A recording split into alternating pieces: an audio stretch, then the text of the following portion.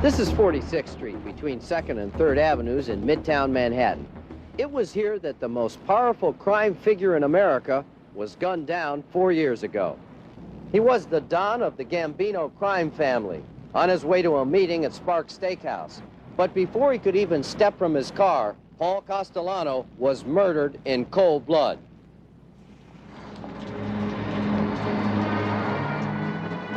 December 2nd, 1985. The mob turned out to pay last respects to one of its own, Agnello Della Croce, a revered member of the Mafia Old Guard. He had been the Gambino family underboss for a quarter century.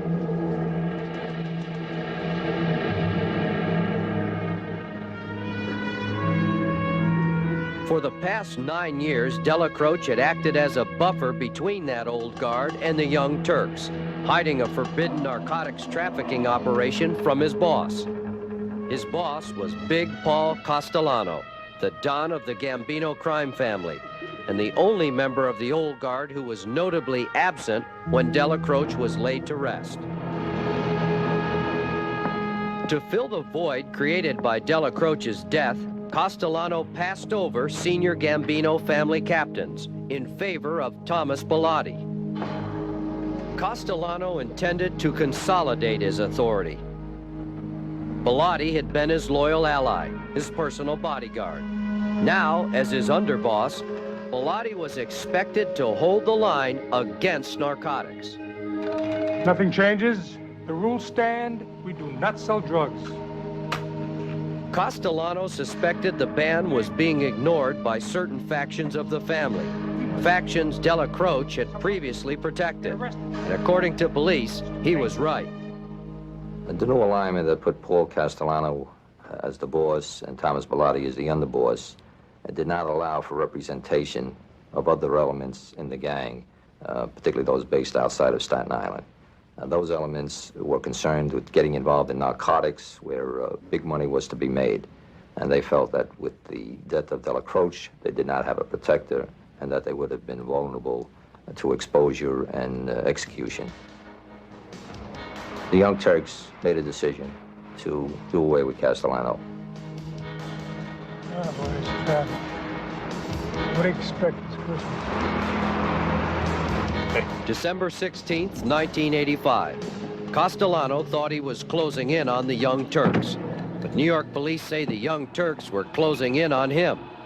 3 gunmen positioned outside of Sparks Steakhouse, where Castellano had called a dinner meeting to pick up wiretaps proving the Queens faction of the family was dealing in drugs. Police say Jamie Fiella and Fran DeChico, reputed captains in the Gambino family, had the wiretaps Castellano wanted. They arrived on time for the 5 p.m. meeting and went inside to wait for Castellano. Castellano was late. He and Bilotti arrived 27 minutes later.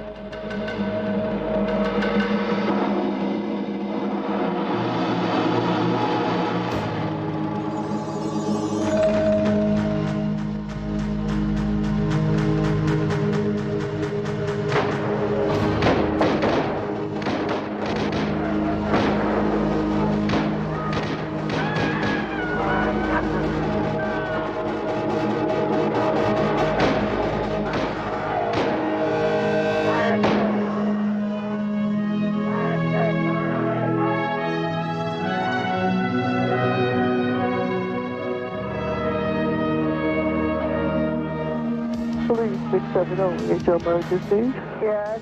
On 46th Street, there's just been an accident, a shooting. This shooting took place at 5:30 on a busy street in Manhattan, 9 days before Christmas, a time when there are people leaving work, when the streets are crowded. The sounds of so many gunshots certainly called the attention of people to the shooting. I'm convinced that there are people out there who saw the shooters, who saw the car they escaped in, who have direct knowledge of this incident. The gray limousine, dark windows, a man walked up from the back of the street and just got in. 46 and 2nd. Since the death of Castellano and Bilotti, power in the Gambino family has been consolidated. There is less factionalism. They're still involved in all the traditional organized crime activity.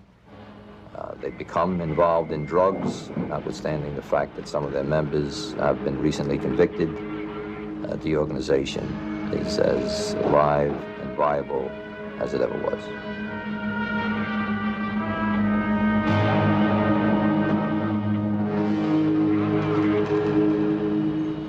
We've put it back the way it was. From police accounts, we've reconstructed the aftermath of Paul Castellano's murder here on 46th Street. Castellano was shot with 7 bullets from a .32 caliber automatic pistol fired at point-blank range. He was stepping from his Lincoln when the first shots were fired. Castellano died instantly. On the driver's side of the car, Thomas Bilotti was lying in the street, face up. 8 bullets in his body, 5 from a .380 automatic and 3 from a .32. Some theorize that a killer of Castellano came around from the back of the car to help kill Thomas Bilotti. Police can't figure out why they were both unarmed and why they were traveling together without bodyguards. Together, they were carrying over $9,000 in cash. One of the witnesses took Thomas Bilotti's vital signs. She lifted his eyelids and checked his pulse. Then she disappeared. She may have been a nurse. She had blonde hair and was wearing a red wool coat. She may have been in her 20s. A rabbi was crossing the street when the first shots rang out. He was wearing a black fedora and a long black coat. A woman and a child were walking by. She's Hispanic and was wearing an overcoat. The child was dressed in a snowsuit, and they both ducked behind a car. The woman who saw it best that night was standing in front of Sparks Steakhouse when Castellano's car pulled up. She was wearing a fur coat and high heels. She's described as a brunette in her mid-40s. The 3 gunmen ran east down 46th Street and vanished in a Lincoln Town car. We still don't know who they are. Joining us tonight is Jerry Capizzi. He's a reporter with the New York Daily News. He writes a weekly column on organized crime. Jerry, it's been a long time and no one's been charged in these killings. Who really killed Paul Castellano? Well, the cops and the FBI say that John Gotti orchestrated the killing. They haven't been able to prove it. They haven't even been able to file charges yet. But they believe he planned it and carried it out to take over the Gambino crime family, the most powerful organized crime family in the country. Okay, with Castellano gone, what do these changes mean? Well, the cops and FBI say that the Gambino crime family is much more heavily involved in drug trafficking now. But along with that, they still maintain the old rackets, loan sharking, extortion, gambling, bookmaking, infiltration into a legitimate business, and murders that they've been involved with since the turn of the century. So why is it so important to solve the killing of Paul Castellano? Well, it's important for law enforcement because it gives them an opportunity to put the boss in prison. John Gotti has beaten 2 cases so far. In fact, he's the only mafia boss across the country to beat a racketeering case. So if they're able to make a case, take it to court, and convict him, they'll be able to put the boss in prison. And that's what they've been trying to do for some time now. Well, we hope our viewers can help law enforcement solve the Castellano murder, and thanks for being with us tonight. You're welcome. The key to this case might be in your hands. If you were here that night, call 1-800-CRIME-89. New York police are waiting to hear from you, and you don't have to tell us your name. I'm John Walsh. Our first story tonight is about a man the FBI says has more money than Ross Perot, ordered more murders than Al Capone, and has a $2 million price on his head. Until this week, very few people had ever heard of Juan Garcia Abrego, but now he's on the FBI's top 10 list. Our Kate Sullivan has this exclusive report, and you're about to see the only known videotape of the most wanted man in North America.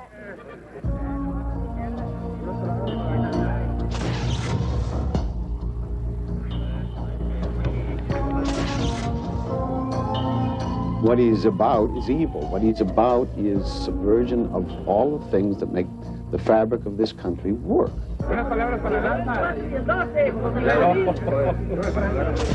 It's like a giant octopus with many arms that come into the United States. We have been investigating and removing as many arms as we can. They continue to grow back if you don't get the head. which is Juan Garcia Abrego. Look closely. This man is the ruthless leader of one of the most powerful criminal organizations in North America, the Gulf Cartel. Officials say Juan Garcia Abrego moves cocaine for Colombian drug lords into the U.S., and so far he's been unstoppable. And it's ongoing and never ending. It's like wheat coming out of Kansas into Colorado. And he is the one that's making this happen. Officials say drugs have made Garcia Abrego one of the richest men on earth. His personal fortune is estimated at $10 billion.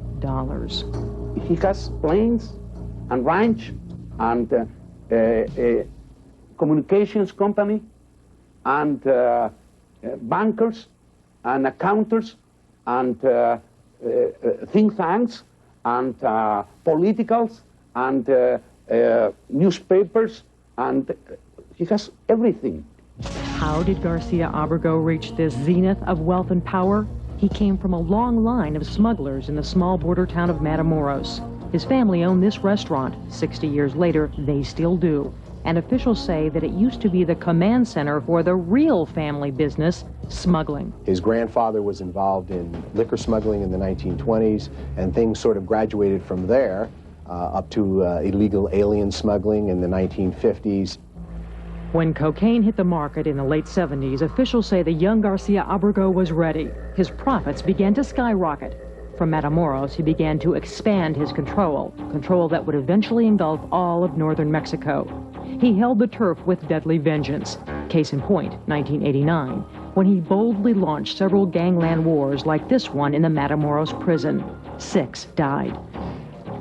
In the 80s, most drugs from Colombia came, the officials say. The main delivery routes by land and air came through Mexico into Texas, routes whose safety was guaranteed by Garcia Abrego. We could call him the UPS of the Cali cartel. The amount of cocaine, the amount of marijuana seized in this town would be amazing if it was in New York, Los Angeles, Dallas, but these huge seizures are commonplace here. But no one was prepared to see the mountain of cocaine seized from Garcia Abrego in 1990. In an underground cellar behind this stash house on the U.S. side of the border, they found 9 tons of cocaine. You heard right, 9 tons. When we saw a seizure of that magnitude, and we saw the price of cocaine not go up 5 cents, we realized that this organization was responsible for some very, very significant numbers. Numbers the U.S. Justice Department estimates at 20 tons a month crossing the Rio Grande. The FBI says Garcia Abrego uses every means to get his drugs across the river, from people called mules who walk it across to night flight helicopters like this one, spotted by infrared cameras.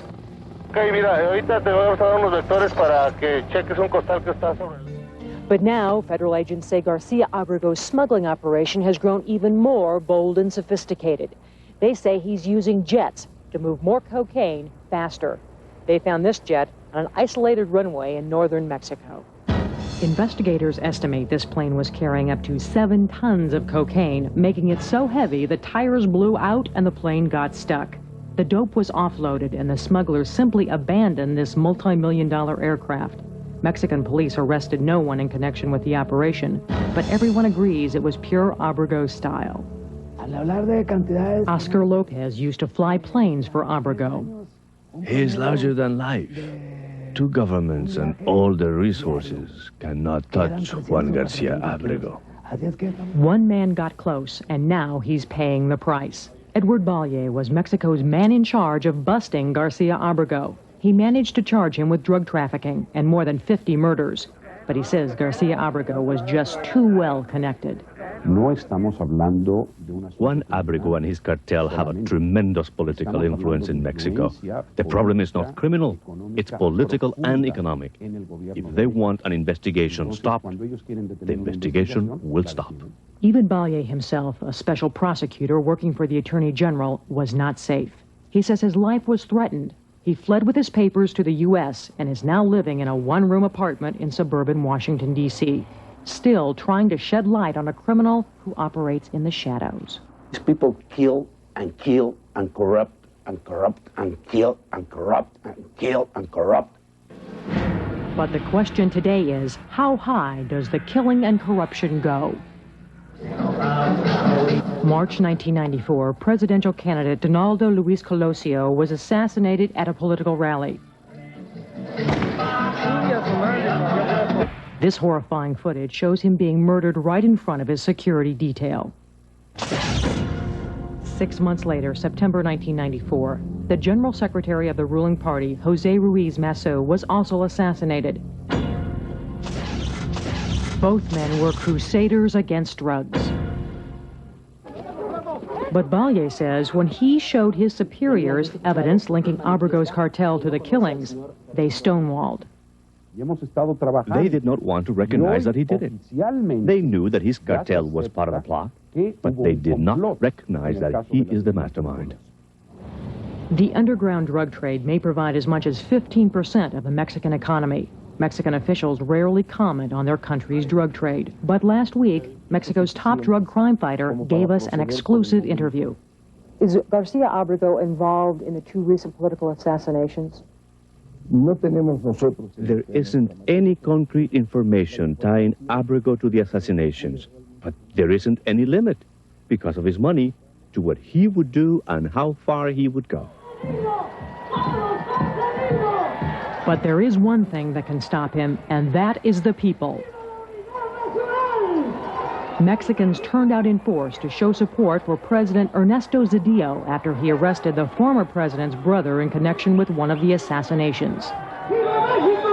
With a new administration in office, there's new hope for reform here in Mexico City, even though the currency's in crisis. And scandal touches the former president's family. The new administration is doubling its efforts to catch Juan Garcia Abrego. Just this week, the Mexican government announced it was filing charges against this former Mexican Deputy Attorney General, Mario Ruiz Masso, accusing him of taking millions of dollars in bribes from Garcia Abrego. Masso was arrested in Newark, New Jersey. Juan Garcia Abrego is going to be tracked down by authorities on both sides of the border. The U.S. has joined the fight. On Thursday, Attorney General Janet Reno announced that Garcia Abrego was being placed on the FBI's 10 most wanted list. One of the things that we're trying to do is to ferret out these people who, by trafficking in this misery, trafficking in this death, have also done so much to escalate violence in this country. The work is already underway. In a secret Garcia Abrego room in downtown Houston, there is already a full-time task force dedicated to prosecuting the drug kingpin. The hardest thing about prosecuting Abrego is capturing him. We have numerous witnesses, lots and lots of evidence. He can't be prosecuted, though, until he's caught. He's a fugitive. Well, when you look at the kids on the street that get perverted, who's doing that? It's not necessarily the guy down the street. It's the Juan Garcia Abregos. It's encouraging that 2 governments are seriously working together to stop the flow of drugs from Mexico to the U.S. In fact, they're so serious about catching Garcia Abrego that the FBI has offered up to $2 million for information leading to his arrest. Garcia Abrego was born in Texas, and he is an American citizen. He's 50 years old, stands 6 feet tall, and weighs 200 pounds. He has a medium complexion and brown hair and eyes. Garcia Abrego has owned homes in Chicago, California, and Texas, and is known to travel throughout Mexico and the United States. When he learned the U.S. filed indictments against him, he said, if they want war, I'll give them war. If you see Juan Garcia Abrego, call our hotline immediately, 1-800-CRIME-TV. That's 1-800-274-6388. We have another story out of Texas tonight. Late-breaking news on the search for an accused drug dealer. Federal agents thought they'd put out of business.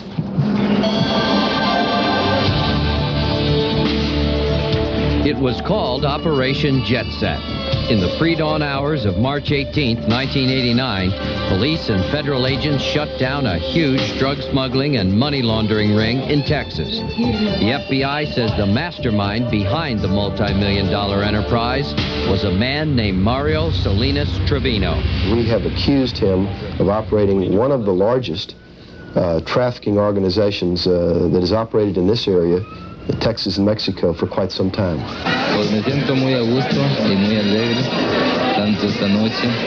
These home videos show Salinas' lifestyle agents say he financed with $20 million in drug profits. He opened his own disco in Mexico while racing a stable of thoroughbred horses in the U.S. He loved the limelight until Operation Jet Set pulled the plug. Salinas was being held without bond at this jail in downtown San Antonio until last Sunday night. With his trial just 1 month away, U.S. Marshals say Salinas overpowered this guard, forcing him to switch shirts. Then Salinas walked away in his uniform. Mario Salinas is a playboy. He's had money, he knows how to spend it, and I don't think he'll hide out for very long. I think he's got to go public and he's got to be seen. U.S. Marshals believe Salinas may have crossed the Mexican border. His lifestyle had gained notoriety in Mexico, where he's also wanted by police. Salinas has even been the subject of popular Mexican folk songs.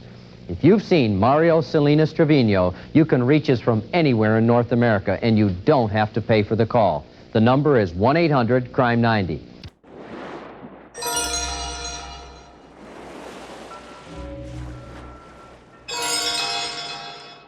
October 8th, 1979, Staten Island, New York. 2 teenage boys were kidnapped, sexually assaulted, and savagely beaten.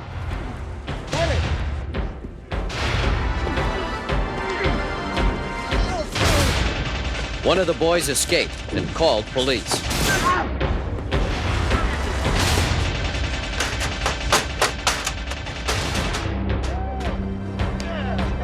But it was too late for 17-year-old Stephen Charles.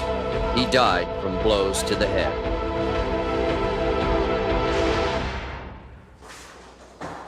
His 4 assailants were caught and convicted. One of them, Constable Gus Farace, pleaded guilty to manslaughter and received a 7 to 21-year sentence.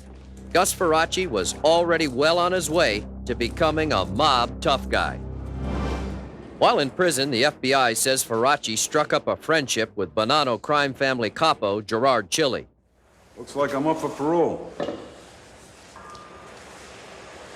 Listen, Gus. You're a good boy. I want you to take over the business after I'm out of here. Are you kidding? No, I'm not kidding. I really appreciate this. I won't forget it. Do you think we could do some business on the outside, too? Why not? Right on, Jerry. I promise I'll make you proud of me. The business was a lucrative prison drug trade, according to the FBI.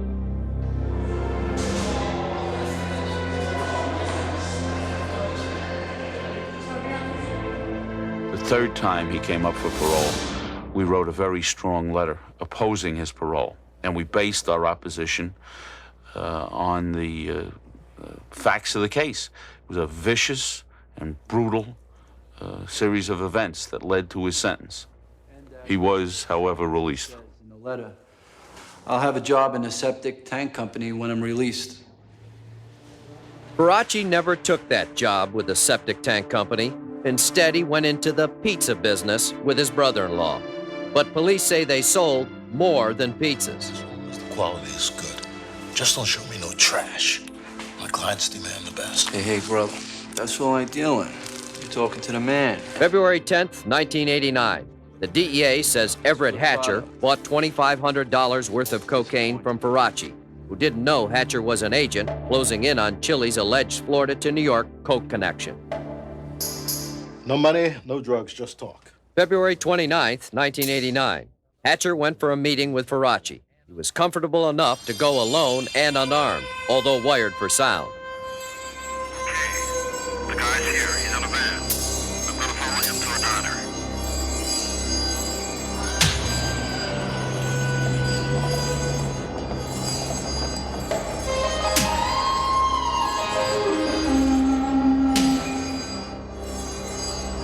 His backup team followed several blocks behind, but minutes later they were caught at a red light and lost contact. Oh, no, don't do this to me. Run it. Where is he? Come on, Hatcher. I don't know, I got nothing on the wire. Absolutely nothing. Hey, didn't he say For something? nearly an hour, the backup team searched frantically for Agent Hatcher. The second team then returned to the original rendezvous point. Oh my God, no. Hatch! He was found by the agents at about 10:15. His foot was on the brake. The car was in drive. It appeared that Everett had been shot twice in the head, once in the ear and once in the face, and one time somewhere in the body. Around 11:30 that night, the FBI says Farace showed up at Babe Scarpa's Staten Island home. Babe was the daughter of mobster Gerard Chili. Oh, babe, we need to lay low for a while. According to a federal indictment, she took him in. We just need to hang out till it blows over. Okay, Gus. Oh, jeez. Can you help me out? Yeah. I got a friend. Great. She's just out of town. You could stay at her place. Okay, give her a call, let her know I'm coming. April 14th, 1989. Farace's cousin, Dominic, was picked up for a parole violation.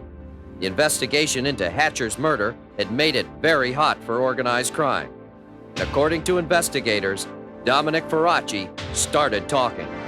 So this guy says he doesn't like the quality of Gus's coke. And Gus got very, very mad. Then what? So we follow this guy.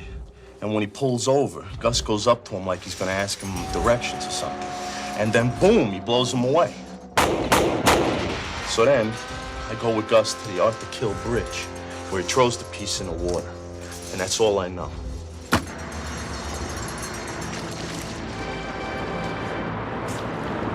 Right where you said it was. Gus Farace's wife and brother-in-law were charged in the pizzeria drug-selling operation. Babe Scarpa was arrested for harboring a fugitive and is scheduled to stand trial next month. For him to stay confined to very small places or areas is probably not that unusual. He's used to it. He's been locked up. He's probably just locked in a basement somewhere. Usually the victims of gang violence are members of a gang's own community. That's the way it's been in Los Angeles with the Crips, or Chicago with the El Rukins. And now New York's Chinatown is under siege by the Ghost Shadows, a battle that threatens to grow beyond the gang's home turf. New York's Chinatown, a community rich with the culture of old world China. A community which prospers under the hard-working ethic of the Chinese Americans who live here. It would appear that he produced a weapon and indiscriminately fired it within the premise. But that prosperity is being held hostage to gang violence. At the latest count, we have 2 persons dead, and we have 2 others wounded. It's a 15-year-old battle for Mott Street, a battle that exploded again 6 weeks ago in a gang shootout inside this Chinatown restaurant. Another reminder of the legacy of terror police credit to a gang known as the Ghost Shadows.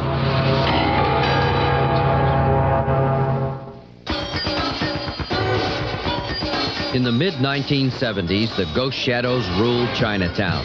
Police say Robert Hugh ruled the Ghost Shadows.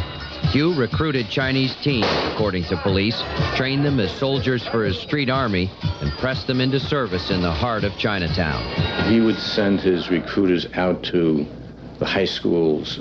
They had this game they played, good guy, bad guy, with young Chinese males. Prevent them from being assaulted, prevent them from being robbed by other Chinese guys, and this way bring them into the fold, as you would say. Police say the Ghost Shadows preyed on other Chinese Americans, Chinatown shopkeepers who paid protection money rather than become the victims of Hugh's brutality. How's business, son? Yeah, how's your granddaughter?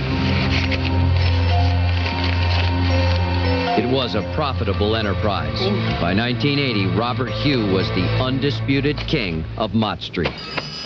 In the early 80s, a group led by the infamous Nicky Louie split from the Ghost Shadows and went out to Queens and created what became known as the White Tigers. And they tried to come back into Manhattan and usurp the Ghost Shadows on Mott Street. For the first time, Hugh's reign of violence was threatened. Hugh blamed White Tiger chieftain Timmy Tam, once his follower, now his rival. Sit, man. Come on. You go with me. Come on. Let's go. Come on. Take care of Tam. One shot. On January 6, 1981, police say Hugh called for the execution of Timmy Tam and ordered a new member, a 17-year-old, to pull the trigger. Police say Hugh stayed out of sight while the hit squad set up Timmy Tam on Bayard Street. The teenage triggerman was arrested and convicted of murder, but Hugh disappeared. Robert Hugh is charged with 3 acts of murder in this conspiracy, as well as numerous other acts of robbery, extortion, attempted murder. We believe Robert Hugh is in Taiwan.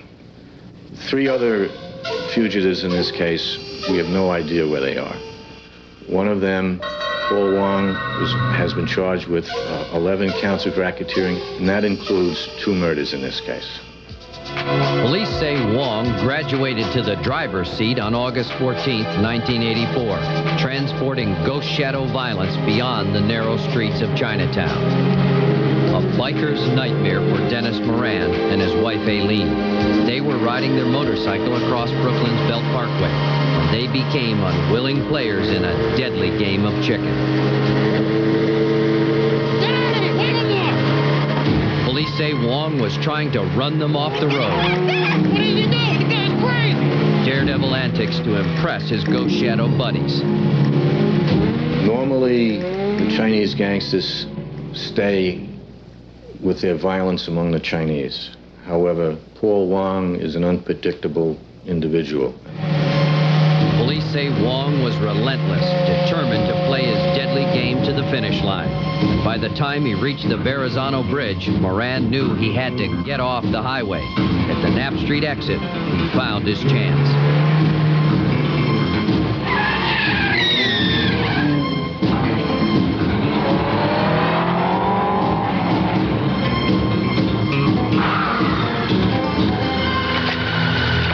Tell Mikey what's going on about the BMW following, okay? Okay. You stay in there. You don't hang out here. The car's going now. Give the cops a call. Okay, I'll call them. Oh, God, he's got me. Be careful.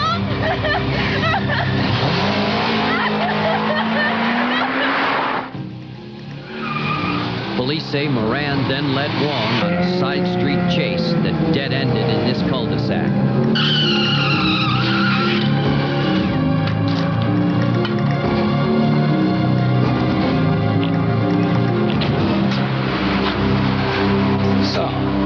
What are you going to do now?